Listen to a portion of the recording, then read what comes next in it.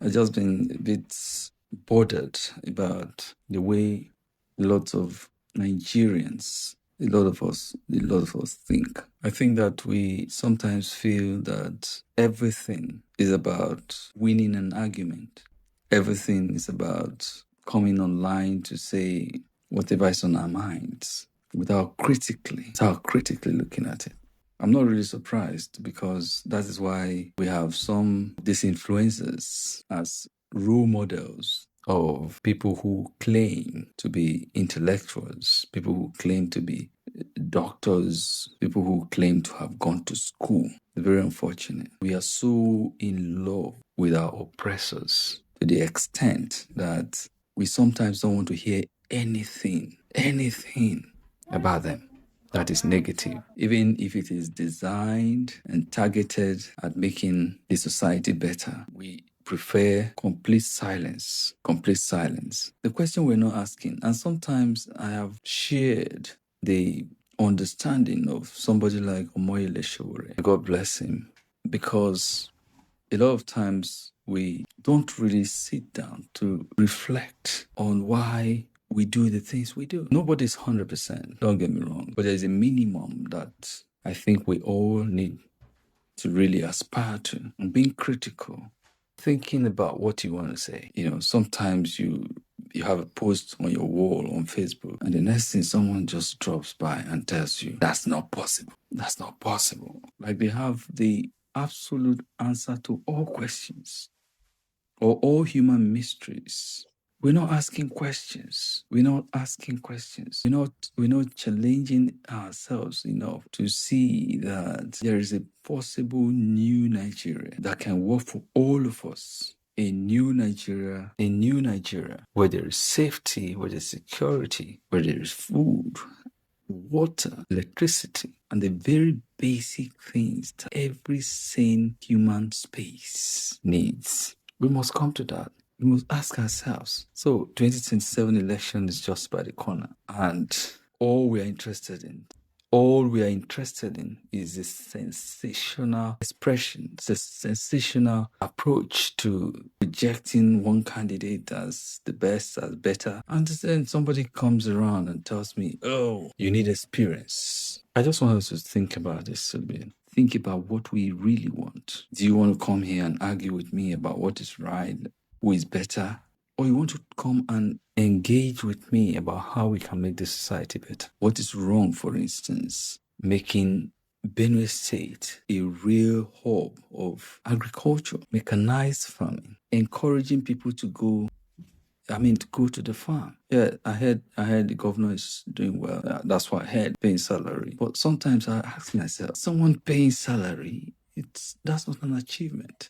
And someone would tell me, oh, what about other governors are not paying? It doesn't make it right. But it's a very, very difficult thing to sometimes understand when we show up to defend what is wrong, to argue vehemently, saying, so the guy pays salaries promptly, pays gratuity. That's the minimum. Besides, it could have been a system can easily be worked out in this age and time where salaries of workers can go straight without going through the hands of the government. We're getting to that point where through automation, we don't need anybody to actually pay salary. These things are worked out. You actually have a database. You don't need human beings to even do some of these things and come around and praise them and call it their initiative or think that they are better human beings because they actually pay salaries. I have nothing against the Benue State governor, for instance. If he's paying salaries, I think he's doing his job.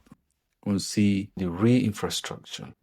We want to see security. We want to see the things that make a modern society, a community that thrives. So please, let's stop. And unfortunately, most of the people who will come online to tell you about which candidate is better don't even have PVC. They don't have voters card. They're not going to get it before 2027. For data protection, I would have shown you my PVC, but I won't do that.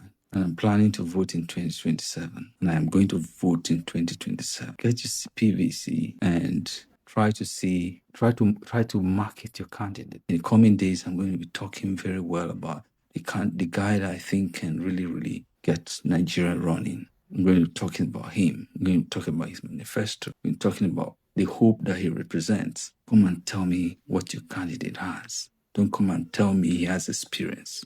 Don't come and tell me if you have an aggregate of all the experiences of all the politicians in Nigeria, we cannot create any curriculum that students can use in a school of experience and be proud of it in Nigeria.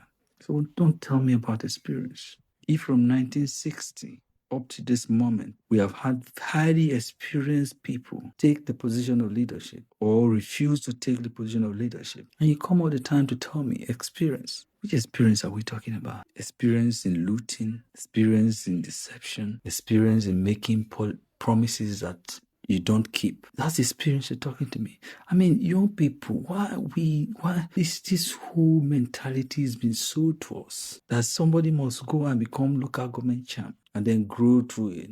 It's not the school. And if ever you're thinking about it being a school, it is not the system we have. That somebody will grow through and become different. The world is gradually and speedily becoming automated. And as young people, you have access to phone to come on Facebook, to come online. You need to begin to automate your mind. You need to become a lot more critical and think about how collectively we can work together to give ourselves the kind of country we truly deserve. Like I said, the coming days, coming weeks, I'm going to be constantly talking about the candidates that I think can represent us, especially the highest office in the land. So if you think you have got a candidate who can do something that can make your life better, number one, your life better, please come, let's talk about it. Let's talk about even how as citizens we can support lofty ideas, great ideas, not tearing one another apart and fighting over who is better, fighting over who is going to sit on the right hand